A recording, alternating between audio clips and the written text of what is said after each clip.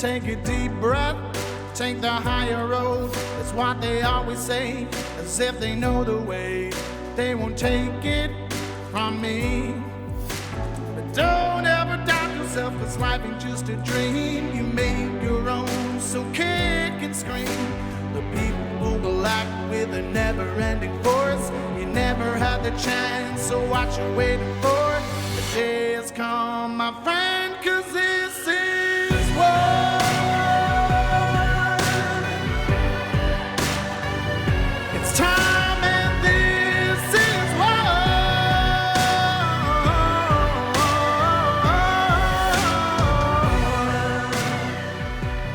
In a world where women's well-being is paramount but often overlooked, naturopathy emerges as a beacon of holistic healing, offering a unique approach that honors the interconnectedness of mind, body, and spirit. As women navigate the complexities of their health journey, naturopathy provides a nurturing and transformative path toward optimal wellness and vitality. By embracing the principles of natural medicine, individualized care, and prevention, naturopathy empowers women to take control of their health and unlock their innate healing potential.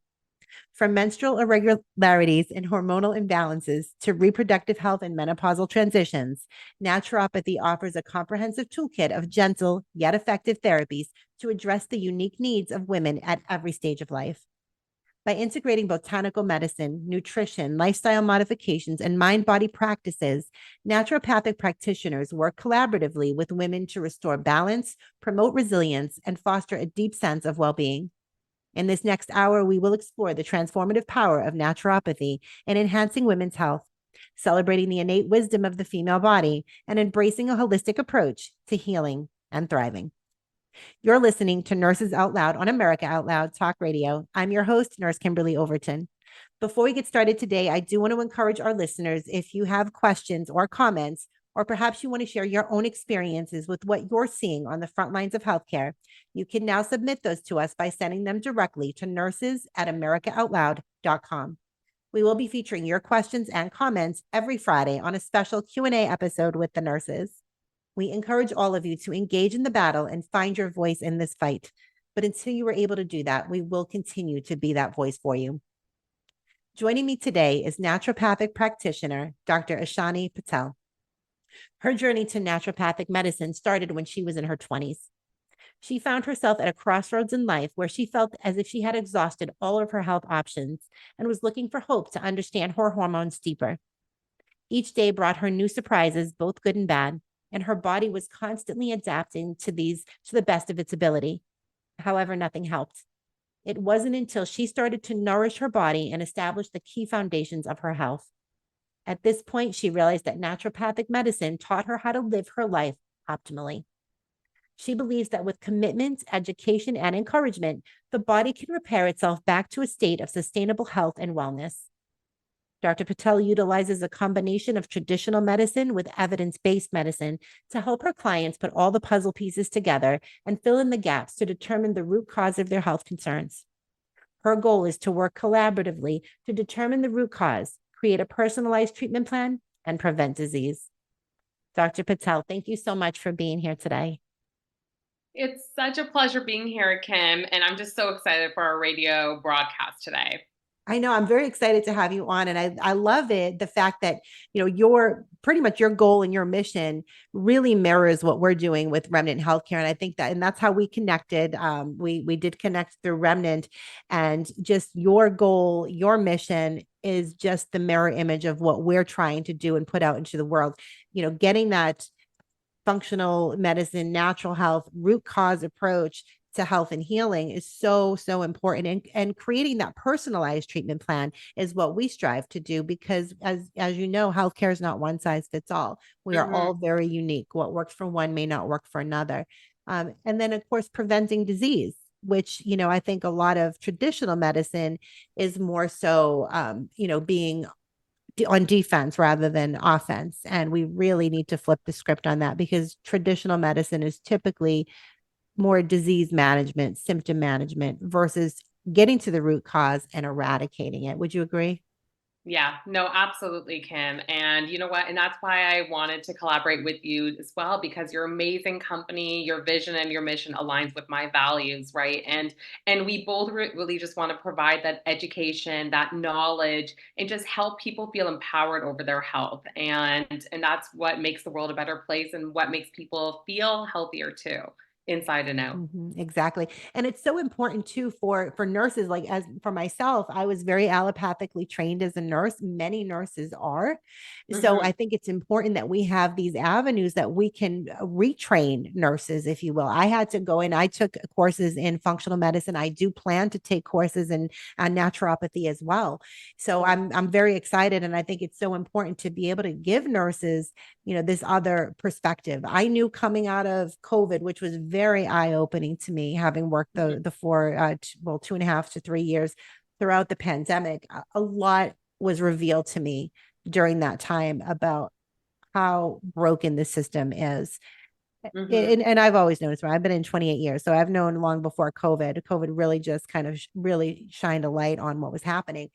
But I think that, being able to get this information and education to even the nurses is pivotal. It really is. It's so, so important, because as nurses, our role is to educate our Hmm. patients, and we can't do that if, we ourselves are not educated or properly informed.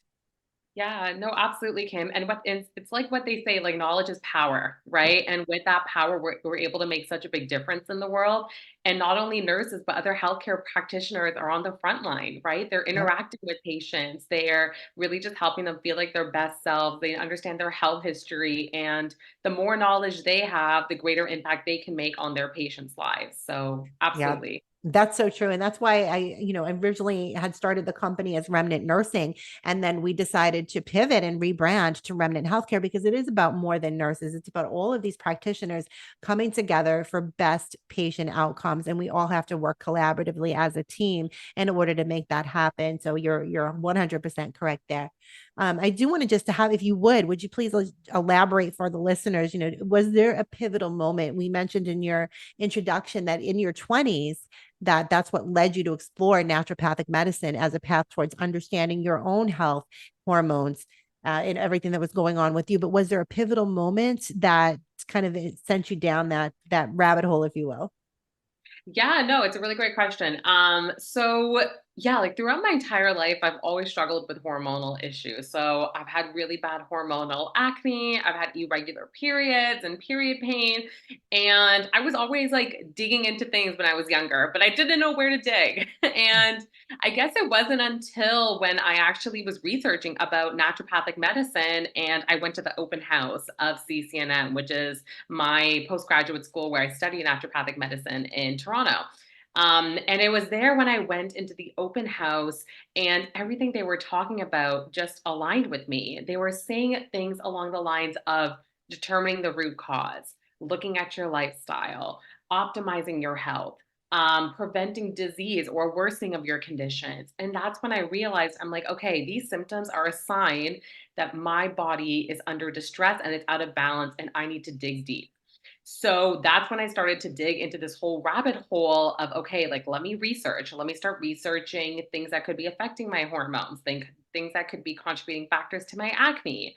And I was gaining so much valuable information just by researching journal articles about my lifestyle. So, things I was eating, the type of physical activity I was doing, what was therapeutic for me, what was not therapeutic, what were some nutrient deficiencies in my blood work that could be explaining some of my symptoms. And then, with all that knowledge, I was implementing things one thing at a time to see what worked and what didn't work. And then over the kind of timeline of 1 year, I treated all my healthcare concerns that I came in with on that day of the open house. So Um, I treated my hormonal acne, I got my period regulated, I helped with my chronic headaches. And to really see how digging into this and really determining that root cause just gave me so much answers and clarity and everything I was looking for. It really does empower you. Like you said earlier, knowledge is power, education is power. And Mhm. when unfortunately, and as I alluded to, like a lot of the nurses aren't really educated in a lot of these areas. And neither are the doctors, to be honest with you. It's like they are educated to say, okay, well, this group of symptoms, this Mhm. is the pill you prescribe Yeah, for that group of symptoms. And it's very unfortunate, but we rely too heavily. I understand that medicine does have a place. of I course. understand that, but it should never be the first place that we go to. I really think that it should be a last resort, especially when you're dealing with things like depression and Mhm. anxiety. There are so many natural approaches that could be taken, but they just jump to that prescription pad every single time, and it's very sad to see what it's doing to society overall. And people are struggling with so many other issues, typically that stem from the use of pharmaceutical drugs. Yeah, I totally agree with you, Kim. I totally agree with you in the sense where there's a time and place for Yeah. medications. But I really feel that what my field does and where I can really play that role in collaborative care is just holistically looking at the entire person, right? Yeah. We're not just treating their symptoms, but we're really looking at their whole mind body connection. We're looking at how all the organs and the cells they talk to one another, and we're looking at how they're living in their own body. It's like how you said earlier, like every person's health is unique. Yeah. And we can't treat people by case by case. We got to treat them as the whole individual that they are. And I totally agree with you. And that's where holistic medicine can really shine. And that's just one thing that I can do as a naturopathic doctor. But there's so many other holistic practitioners out there that can make a very similar and positive difference. Right. And I think, where we're suffering is this protocol driven healthcare, which is really Mhm, sick care, if you ask me. But mhm. everything is so protocol driven. I really have become almost, I don't know. I'm just the word protocol itself triggers me after COVID, Yeah. after seeing what those protocols did to my patients. They Mhm. were harmful to my patients. They, and many times were deadly to my patients. I'm sorry You know, that it was, happened. thank you. It was really difficult to sit there and watch. And that's the thing is doctors are not your typical Western medicine doctors are not able to think outside the box at all. They're very regimented. They're very by the book, and Yeah. they're conditioned that way. They're Mhm. very much conditioned that way. And it's unfortunate. We have to look holistically at the patient and see if Mhm. they're depressed. Well, what's the reason? Is it just situational depression? Can we get to the root cause and deal with the situation and then go from there? Are there things like going out in nature, Yeah. changing your diet?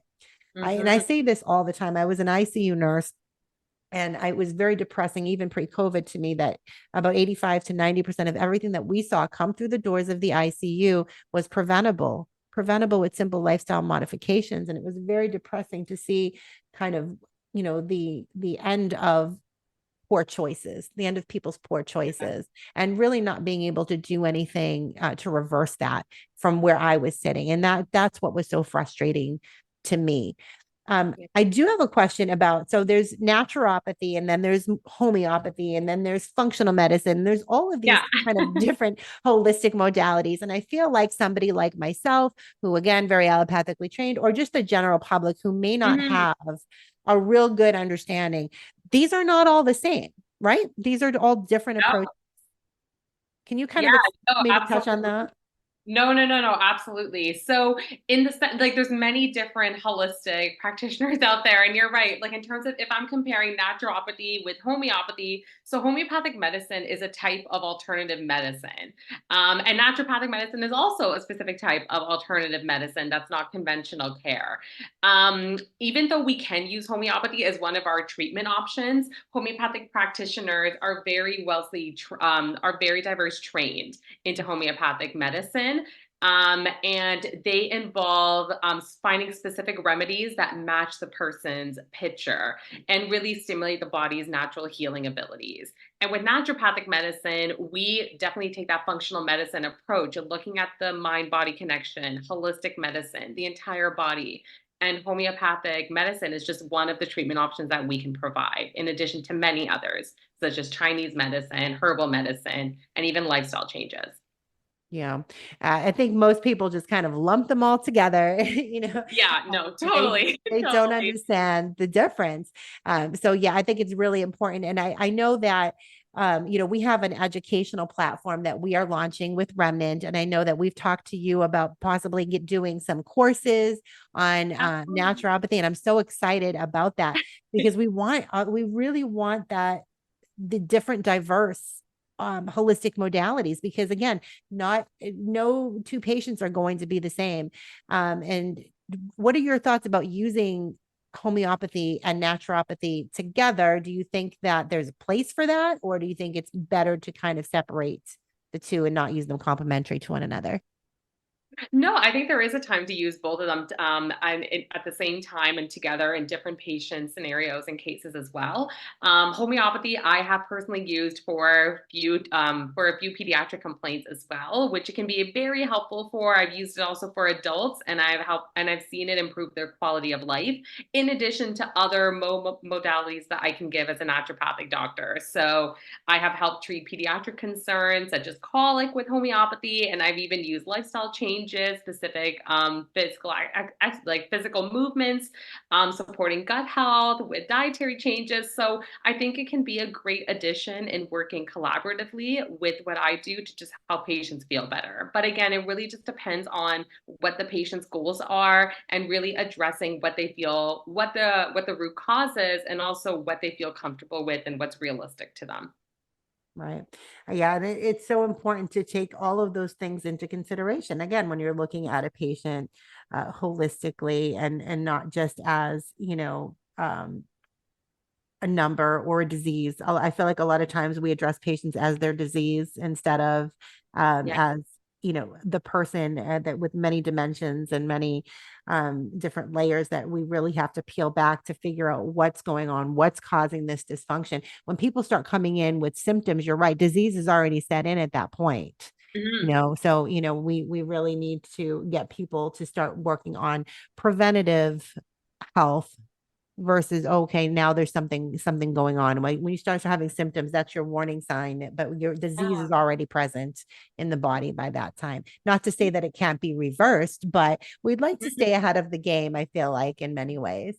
I totally agree with you, right? It's like just Yeah. taking action ahead of time. Mm. And why are we waiting to that point where your body might be under more distress and imbalance? Like, let's help optimize your health now so it doesn't have to get Mhm. to that point and you're living healthier and happier. Yeah.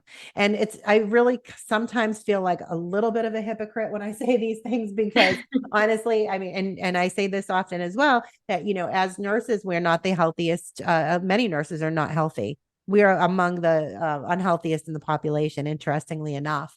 And there's Mhm. several factors. There's been actual studies that have been done, and several factors go into that. The sleep schedules, and we don't eat right, we're not hydrating appropriately. There's so many different things, the stress levels, all of that kind of culminate and make us probably the most unhealthy population out there. Yet we're always preaching to people about doing all of these things for their health and prioritizing their health. So for me, that's really been a wake up call, and something I want to truly transform myself, my health, my well-being, because I want to be that living, breathing example of what I want to bring to the world.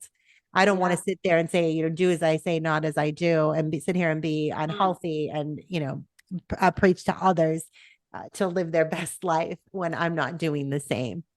No, of course. And you know what? Like, and there are days where I don't feel like I'm doing the best either, right? There's days where, again, I forget to drink water or I'm not eating enough protein to support my overall energy. And you know what? On those days, you realize like how important it is to do Yeah. these little things and how much of a difference they make on your health. But again, it can be hard. It really can be, Mhm. and it's not easy to do.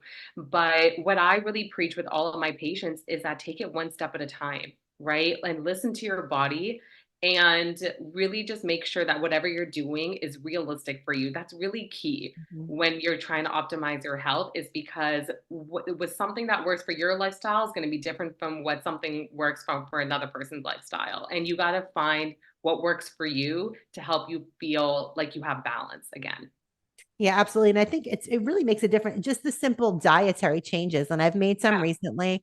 And because I really, this is something I struggle with. I struggle with um eating wholesome foods. I struggle with eating whole foods, and real food and cooking and prepping meals for myself because I'm just always on the go. And it's like, okay, well, I'll just either drink espresso all day and, my quad shot espresso all day and grab a granola bar and call it a day. And this isn't sustainable. But it's interesting to me that when I actually take the time to cook real food and prepare real meal and really, really look at what I'm putting into my body, how different I feel and how nourished and satiated I actually feel. So I'm not grazing all day long because I actually prep a meal and I eat it and I feel amazing. Yeah, and you feel like a difference, like in your body. You might feel more energized, or you might feel like you're able to take on more things during the day. Yes. Maybe if you just feel like that boost, it's incredible. It's incredible how little things like that make a huge difference. Exactly. This small little changes and that over time become very sustainable and become habits for people. And it's really all about doing these types of thing with intention. And I get it. Like it's hard. I'm busy and I am the queen of justifying my unhealthy behaviors. Believe me. So I get it to everybody out there who's listening is like, well, I'd love to do that, but I don't have the time. I get it. We really have to put the work in and the effort. One thing I do want to ask you about naturopathy gets a bad rap a lot, Mhm. right? What specific challenges do you get a lot of pushback? I will tell you in the state of Tennessee, where I just moved from and I lived for 20 years, you may know this or you may not know this, but naturopathy is actually illegal in the state of Tennessee. It is Yeah. outlawed. So that doesn't surprise me because Tennessee is a very heavily physician MD owned state. You've got Mhm. HCA headquartered there. You have Vanderbilt headquartered there. So a lot of it's very physician heavy. But naturopathy is completely outlawed in that state. How do you deal with these types of challenges? Yeah, no, I mean, it definitely has been a whirlwind since I started practice a few years ago. But yeah, like I would say, like, for example, with patients coming in through my door, they're like, oh, I heard that it's not really evidence-based and you guys are using like pseudoscience or, like kind of like woo remedies or things like that. And I often find myself in those situations just having to explain naturopathic medicine a lot more. And that's not a bad thing. Like it gives me the opportunity Yes. to really explain what I do and what love so much about it. But it's how I really navigate is just really giving the right education around the field and how we really are educated as well. Like a lot of people don't know that we go to medical school for 4 years. A lot of people also don't know that we are constantly using empirical evidence. So we're researching through journal articles to find very effective and safe treatment options. And we really are taking hours of our day to really create the best treatment plan for you guys.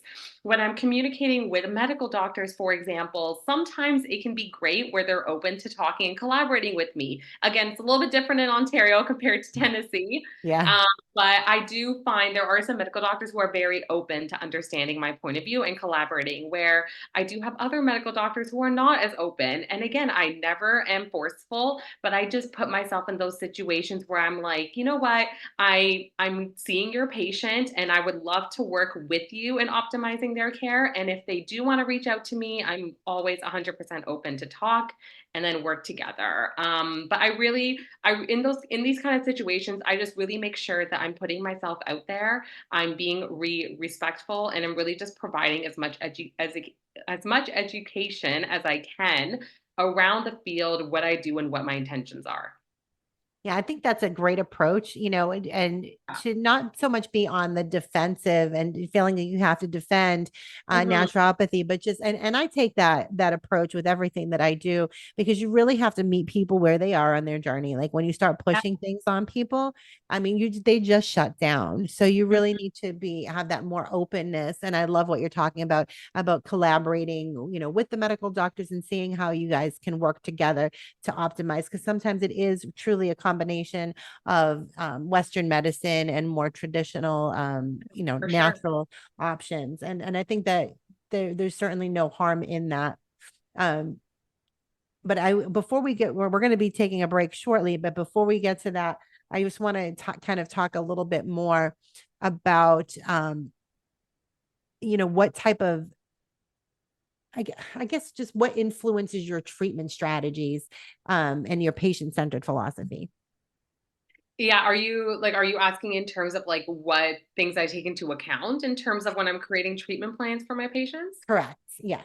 Yeah, so when I'm really creating treatment plans, like what I really focus on as a naturopathic doctor for all my patients is I allow them to be involved in the entire process. Like I don't want to be that healthcare practitioner who creates a treatment plan. It doesn't even ask them and say, "Hey, is this something that's actually realistic for you to do every day until the next time I see you? Is this something that you feel is easy to implement?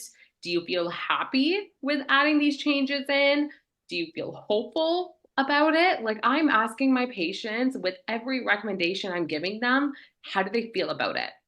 Right? Because this is their health journey and I'm just a part of their journey to help them feel like their best self, right? So I really advocate having my patients involved.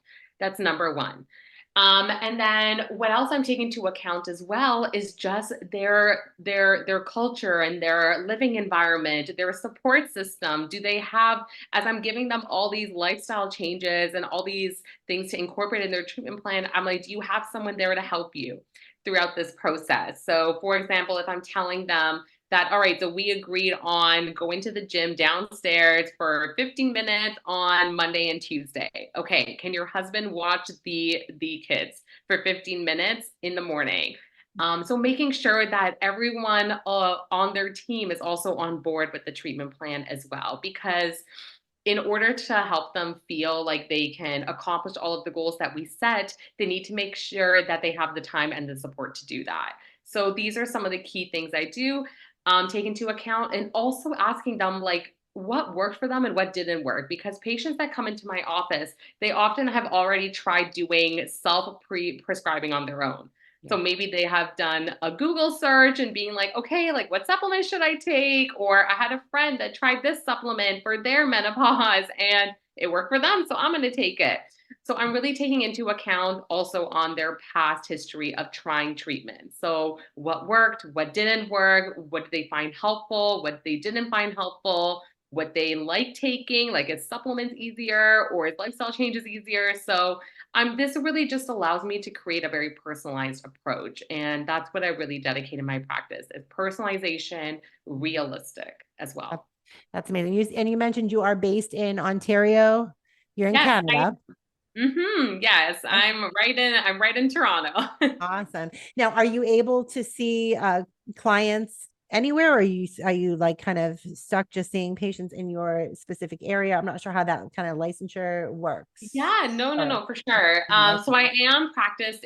I am registered to practice in Ontario, meaning I can see patients virtually all over Ontario and in person as well. But my clinics are located in Toronto. So most often people are in like the greater Toronto area or in Toronto who are coming in person to see me.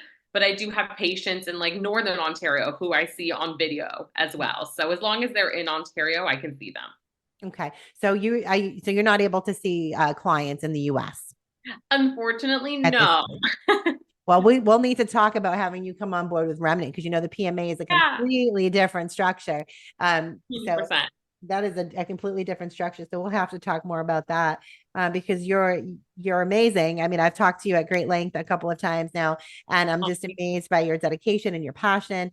And we want to get your your abilities to heal people to as many people mhm. as possible, whether that be through education, consultation, however. Yeah. We definitely want to expand you back past Ontario, but I mean, certainly Ontario is a very lucky region to have you there. Oh, thank you. You're welcome. So we're gonna be taking a break here in a minute. When we come back, I do want to touch on some really specific issues that women face, and what your thoughts are, and on these particular issues. Love it. Mhm. America Out Loud Talk Radio plays on the iHeartRadio network. You can also listen on our media player from any web browser anywhere in the world. We have the best in class apps available on Apple, Android, or Alexa 24/7. Great Talk Radio. All of our shows go to podcast the following day. You can hear them on apps such as Spotify, Stitcher, Pandora, iHeart Podcasts, and many more. Be sure to subscribe and rate the show on Apple Podcasts for me. Don't forget to check out our online store at americaoutloud.shop, where you can find all of the products that we represent on our network at a discounted rate. I'll catch you on the other side of this break. Stay with us. It's time and this is war.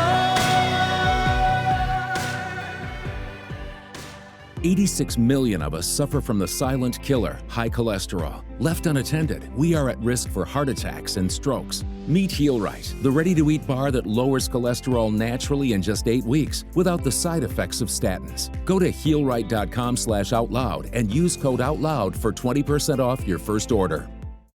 Trouble concentrating or recalling information is frustrating, embarrassing, and kills productivity. Nutrition company Healthy Cell created Focus and Recall to boost your brain power. And unlike other supplements that don't work, Focus and Recall is not a pill. It's a gel you swallow with ultra absorption of science-backed ingredients to help you immediately sharpen focus and strengthen recall. Go to healthycell.com and use limited time code OUTLOUD for 25% off your first order. Risk-free. Love it or your money back. Guaranteed. Healthycell.com. Code OUTLOUD. World-class care from doctors you can trust, all from the comfort of your home. That is One Wellness. Dr. Peter McCullough and his team at The Wellness Company launched the One Wellness membership to provide free monthly supplements and unlimited telemedicine access with doctors that share your values. Be a part of a revolutionary new healthcare system that puts your health and well-being above the interests of Big Pharma's bottom line. It's the way healthcare should be. Go to OutLoudCare.com today and use code OUTLOUD for 25% off your first month of One Wellness. It's time and this is war. Welcome back to Nurses Out Loud on America Out Loud Talk Radio. I'm your host, Nurse Kimberly Overton. Wherever you're listening from today and whatever you're doing, I thank you for giving me the gift of your time. Be sure to make AmericaOutloud.news your daily stop for all the latest news and happenings. We all must do our part and share the stories, the articles, the podcasts, and videos so we can help secure America's future. If you're just joining us, I've been talking with naturopathic practitioner, Dr. Ashani Patel. Let's jump right back in. Dr. Patel, thanks again for being here. Oh, I'm so happy to be here, Kim. And I love our conversation so far that we have already taken a deep dive in. Yeah, I spent the first half of the show, like I was saying, I really wanted to learn more about your background, what motivated you to get into this area of medicine, when so many people kind of go that more traditional route, and like really wanted to talk about some of the strategies you take with the clients that you see. But as I kind of alluded to in the beginning of the show, there are definitely some specific topics that really affect women in particular, and I would love to kind of touch on a few of those. My favorite topic of late, because I am right in the thick of it, is menopause, right? And my listeners all know this about me, so it's not a TMI thing. My listeners know that I am just embroiled in this menopause journey. And I will say, I don't really even know, like, I don't go to doctors anymore. These last 3 years, I'm just kind of done with traditional Western medicine. So I'm trying to find ways to manage menopause. Hormones, I don't know. I was prescribed bioidentical hormones, progesterone and estrogen, and I used them for about a day and a half. I got such an incredible headache, and it knocked me down for 3 days, and then I never tried it again. But I'm suffering. I will say I am suffering. I've gained 30 pounds. I'm dealing with the fatigue, the bloating, the brain fog, just all of it. And I'm sure that there are women out there that are going through the same things, and they just don't know what is the first step. Maybe they're not comfortable with taking hormones. What is your take? First of all, I'd like to hear your take on hormones, bioidentical hormones for treatment and regulation. And then what are some other more natural approaches that women can take to kind of combat these issues? Yeah, no, it's a great question too. Like, I love supporting perimenopause and menopausal patients in my practice. Like, every woman's journey is different, and that's what makes it really special. But also because it's such a beautiful transition in a woman's life. But you're right, it can affect the quality of life. And I'm sorry that you're experiencing really strong symptoms that can be affecting your quality of life too. But during this stage, it's all about really finding what's working the best for you. So in terms of the bioidentical hormone replacement therapy, yeah, there is a lot of great benefits to using it. But really, when you're trying to determine if it's a great option for you, it's really important to assess what your goals are, what are the symptoms that you want to reduce. Consider if you ever had a hysterectomy, consider your family history as well. So if there's any history of breast cancer, ovarian cancer as well, and really see if it's a good option for you. And the research even shows that it's best to take it like within the 10 years of starting menopause, and it's not so much the best option to do after 10 years of the onset of menopause. So just some things to take in mind. But yes, it definitely can help make a really big difference. Like I have seen it make a really big difference on my patients with hot flashes and night sweats as well, improving their energy, joint pain. So it definitely can be a great option to consider. In terms of natural approaches, there are many different types of natural remedies that have been shown to help improve menopausal symptoms. So, like one, for example, I can talk hours about is diet. So, yeah, there's a lot of great research just with the decline in estrogen that naturally happens with menopause, adding in more nutrient dense foods, protein to support your bone health and your cardiovascular health, which is really important post menopause. Great antioxidants, anti-inflammatories, because they really help support that hormone health, your metabolic regulation, your cardiovascular health. Adding in soy protein can be even really beneficial because they mimic your intake of phytoestrogens as well. So adding in like flax seeds and soy protein can be really awesome. Addressing your mental health is a huge component too, right? Because when you are more stressed or anxious or depressed, for example, that can intensify some of the symptoms that you're experiencing in menopause as well. So where I really start off with my patients is implementing like mindfulness strategies, right? But again, there's so many out there, right? There's deep breathing, then there's yoga, and then there is gratitude journaling, and there's self-care. So it's really about finding the one or two strategies that work the best for you and just sticking with it. Exercise is also really important too, just because with the decline in estrogen, it affects your muscle mass, your muscle density, and that's why postmenopausal patients are at a greater risk to have more fractures or even osteoporosis. So it's really important to again implement like regular exercise with weightlifting and even resistance band exercises as well a few times a week to just support your heart health, your hormonal health, and your metabolic health. But in terms of like other nutraceuticals and supplements, there is a lot of great research around chaste tree, that is a hormone balancing herb that can actually help improve the intensity of some of your symptoms. Black cohosh, which is a herb with estrogenic benefits as well. There's also really great benefits with certain adaptogens, and adaptogens are basically herbs that help increase your resilience to stress and adapt to stress. So rhodiola and ginseng are really great options. So there are a lot of different treatment options out there. It's again, it's all really just comes down to what you're trying to address and what's really the best fit for you, knowing your past medical history, your current medical history, and your health goals. Oh, trust me when I tell you, I am sitting here taking notes. Like you would not believe I'm writing all of these things down because I do definitely need to find some kind of balance. And you're right, there are all of these different options, and it is a lot about finding what works for you and working it into your schedule and kind of making those adaptations. I am doing the infrared, like a sauna, the to Nice. Yeah. detox, which I think that's part of my little, self-care journey routine. We all have to find I wish I had like a Finlandia sauna here. But anyway, we're not quite there yet on my journey. But maybe Oh my one God, I day. love that though. It's like it's your self-care. So as long as it makes you feel good, that's all that's important. Exactly. So yeah, I appreciate your insights on that for sure. But there are so many issues that affect women specifically. As women, we definitely, like I said in the beginning, we're oftentimes overlooked, right? Mhm. Like when we think about cardiac health and women who have heart attacks and have such a less chance of survival because our heart attack symptoms present differently than that of male. So it's overlooked quite often. But if you want to touch on some of that, like the ways in which women's health is kind of put on the back burner.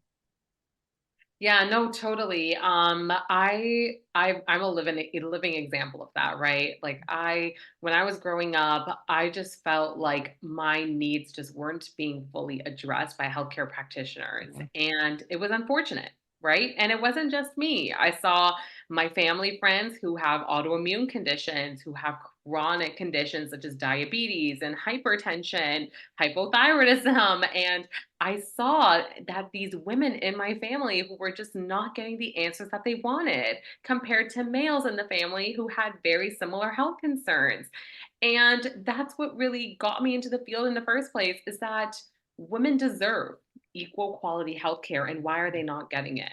Right? Is it and I healthcare has come along so much in a lot of positive aspects, but there is a lot of things that we still need to change about the healthcare system. And I think addressing these other populations, such as women, but also other minority groups, is what's really important right now. And I think, I'm not sure how it is in the States, but here in Canada at least, and even in Ontario, there's a lot more women empowerment. And I think there is a really strong movement going around with women empowerment and really supporting women's health concerns. But how I really navigate around it is just really providing that education online, and I really provide even education. So for example, I'm doing free webinars and free workshops for women's health, giving them the education that they might not be getting from their healthcare providers, because because I would never want a woman to feel that their needs are not getting addressed or their questions are not getting answered, because we live in amazing countries. We're living in North America,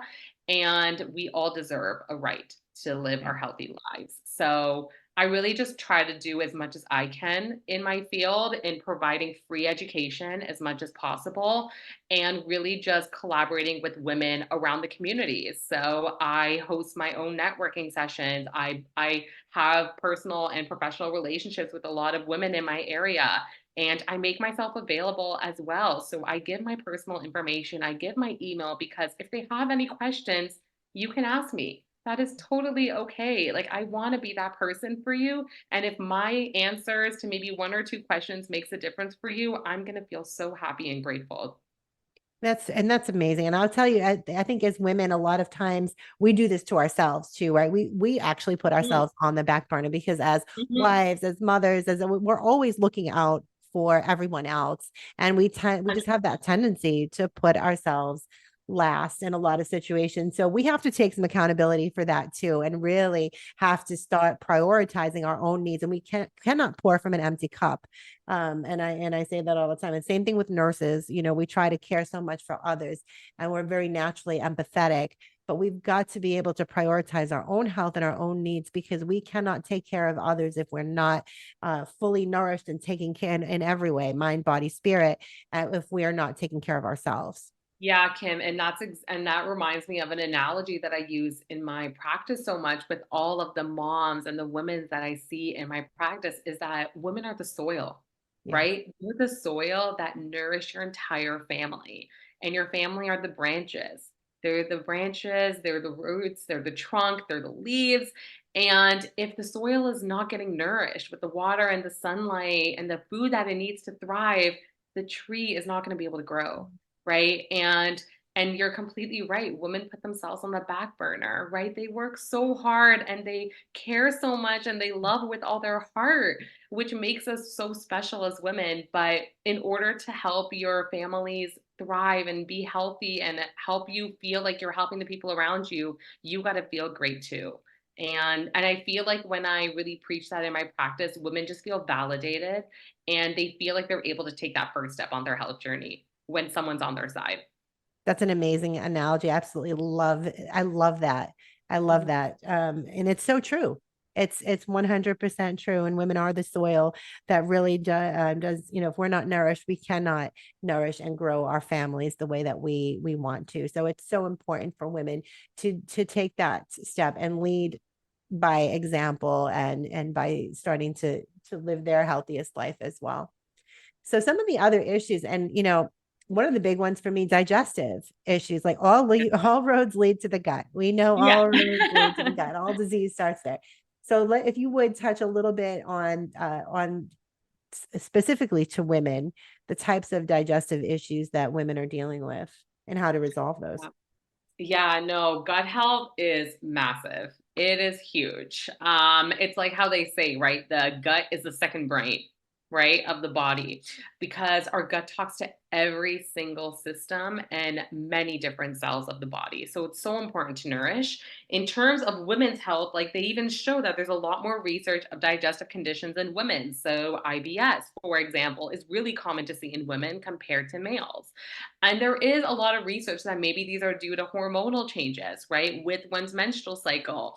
It also maybe is correlated to like mental health concerns, right? There is a greater degree of mental health concerns is in women, especially now as well. So it really just kind of emphasizes that mind gut connection that is really getting emphasized in the research today, and nervous system regulation, hormonal health, and metabolic health, which tends to play a bigger factor in women compared to men.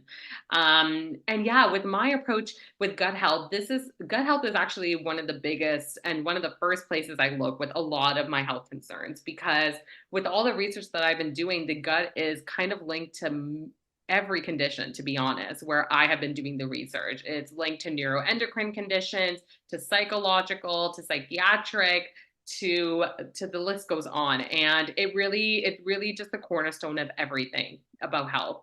Now, when I'm supporting gut health, it really depends on the individual cause, right? So if the cause is due to IBS, is it due to IBD? Is it due to SIBO? Maybe some bacterial overgrowth? Or is it due to underlying inflammation in the intestinal lining? So the specific treatment options I would give depend on the cause, but generally I focus on the pillars of health, right? Like lifestyle is a really big factor when we think about gut health. So, dietary wise, really looking at the foods that you're eating. So, are you eating enough fiber? And that includes soluble fiber and insoluble fiber as well. Making sure that overall your plates are very balanced at every meal. Making sure you have enough intake of those healthy fats to decrease inflammation. You have enough proteins to support your neurotransmitters and your hormones, which all are correlated to your gut health.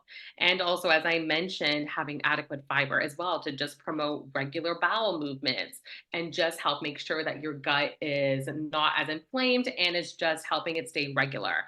Then we even look at physical activity. There is so much research around how physical activity supports the growth of an optimal microbiome. It decreases inflammation in the intestinal lining. It also supports the production of short chain fatty acids, which are very beneficial for gut health as well.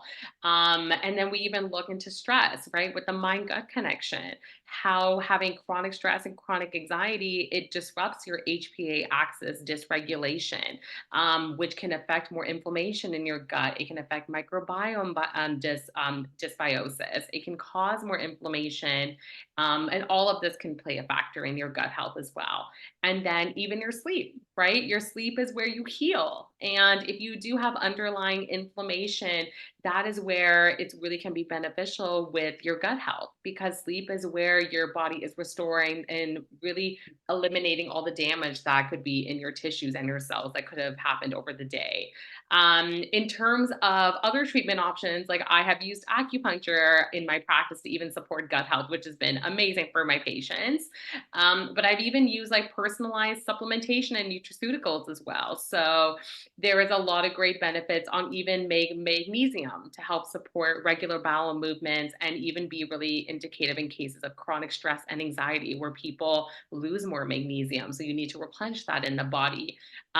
Even with zinc, it helps support the intestinal lining.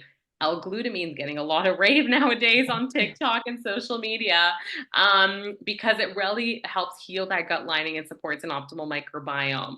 And also addressing nutrient deficiencies is a big thing too, right? Like low vitamin D levels can play a really big impact on our gut health as well. Looking at the level of inflammation, so testing your inflammatory markers can be really helpful as well. So There is so much to consider for gut health, but it really first depends on addressing that root cause. And that's why in my initial intakes, I spend 75 minutes to 90 minutes helping take that deep dive because I don't want to waste any of my patients' money and time.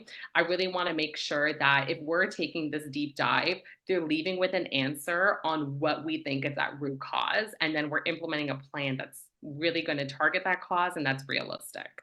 Absolutely. And then another, issue that I think so many people are struggling with, is autoimmune disease.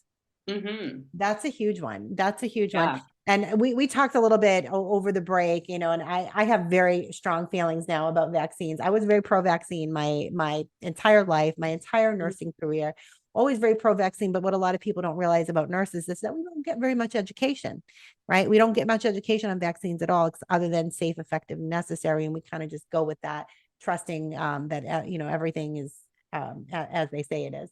Um, but I started to do some research after COVID opened my eyes to a lot of things. And I started looking at, data on vaxxed versus unvaxxed and the instances of disease. And we would see a lot of autoimmune disease among the vaccinated individuals versus really hardly any in the unvaccinated children. So it was really compelling, things like autism and things of that nature as well. I came to find out that the instance of autism among the unvaccinated children was virtually zero, which to me was very compelling. And it just caused me to just have a different stance and really open my eyes to a lot of things.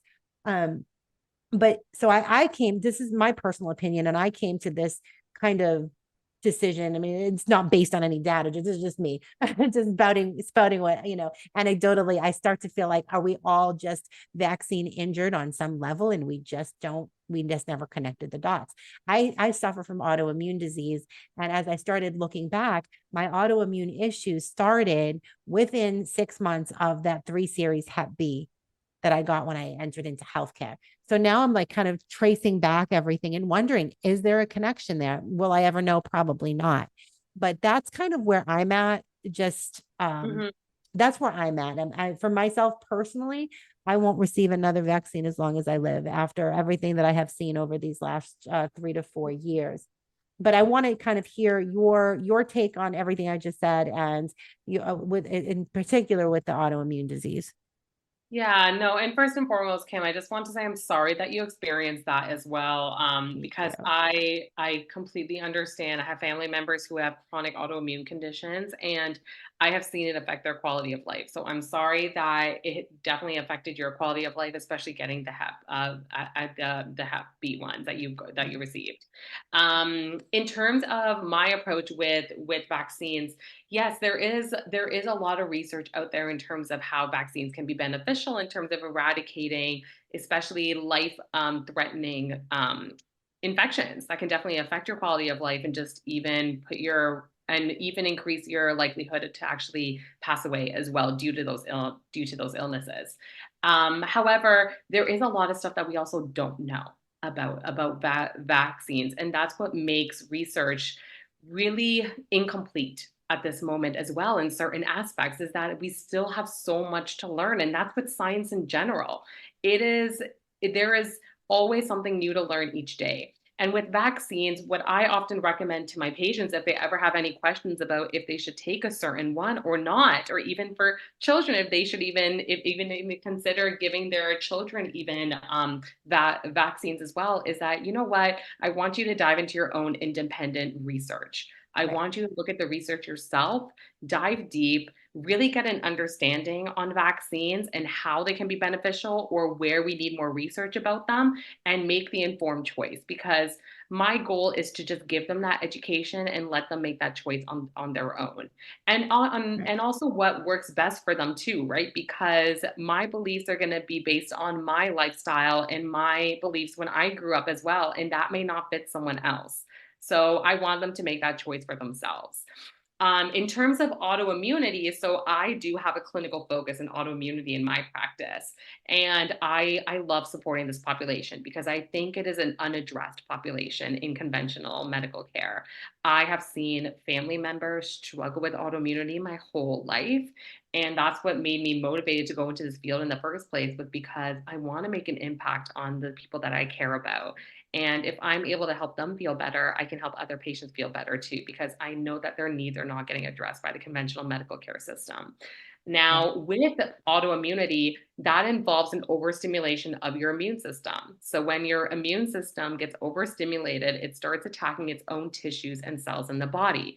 Now, what can cause our immune system to be overactivated? That could be an infection, it could be stress, it could be a virus, it could be certain environmental toxins, it could be so many things that could trigger your immune system. And what your goal is with autoimmunity is that you're trying to regulate and modulate your immune system while decreasing that inflammation and oxidative stress that coexist with autoimmunity. Now, there, depending on the type of autoimmune condition, my treatment plan is going to look a little bit different, but it's really revolved around these aspects with immune regulation. And when we think about our immune system, the majority of it lives in our gut. So, as I said, and previously with talking to you, Kim, just about gut health, it is the root for so many health concerns. So, when I'm doing autoimmune, when I'm supporting my patients with autoimmunity, I'm looking into gut health. So, that's number one for sure. I'm looking at just their overall immune system regulation and really just supporting that inflammatory response in the body. I'm reducing oxidative stress. I'm also supporting their mental health as well, because stress and anxiety can overstimulate your immune system. I'm also maybe considering doing like liver support as well, especially if they're overburdened with environmental toxins and exposures, taking into their account their home environment, their work environment. Maybe they had mold exposure, for example, and really just supporting their natural detoxification processes in the body. And with autoimmunity, it is a chronic condition, but when you do implement the right lifestyle and the right treatment approaches that work for you, you can live a happy, healthy life that doesn't include a lot of flare ups. That's amazing. So much great, incredible information. I'm so glad that you were able to come on, and thank you so much for finding the time to come on and share this amazing information with our listeners. I can't believe we're out of time, but like I told you when we started, it goes by so Yeah, quickly. it's actually, yeah, it went by crazy fast. It really does. We'll have to have you back on again. I think to touch on some specific issues. You're welcome anytime. Aw. I really appreciate you sharing your incredible knowledge and information with our listeners here, Dr. Ashani Patel. Oh, but before we go, tell my listeners, please, how can they find you? Yeah, so you can find me on social media. So I have an Instagram. So I have drshanipatel.nd. You can also email me if you have any questions. So my email is, my first name is Shani, last name PATELND @gmail.com. I would be happy to help you with any questions you guys have, just about anything I talked about, red health in general. Kimberly also mentioned that I am going to be doing some educational courses with the platform as well, which I'm very excited about. So stay tuned for that, but I'll be providing more information there. Yeah. And I'm just looking forward to just providing more knowledge to all you guys about health and wellness. Amazing. And also she writes blogs, and we publish her Oh, yeah. blogs so as well. I almost forgot about that. So if you sign up for our mailing list at Remnant Healthcare, you will also get some blogs from Dr. Patel as well. And they are very informative, incredible information. So don't miss out on that. Dr. Patel, thank you so much. And we will talk to you again soon. Amazing. Thank you so much for having me, Kim. You're so welcome.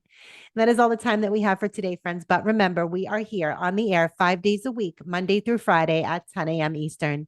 You can also catch the encore at 11 p.m. Eastern Standard Time. Please be sure to tune in and listen to myself and my amazing sister nurses. As we walk you through all of these hot topics, we will empower you with information and education. We will advocate and we will stand in the gap for you, because we are nurses and this is what we do. I'm your host, Nurse Kimberly Overton. You can find me here every Wednesday morning at 10 a.m. Eastern. Until next time, be safe, be well, and God bless. Remember that we are in a war for truth. We are putting out a bounty on the real misinformation and exposing the purveyors of propaganda. No topic is off limits as we shine our lights and expose the darkness. It's time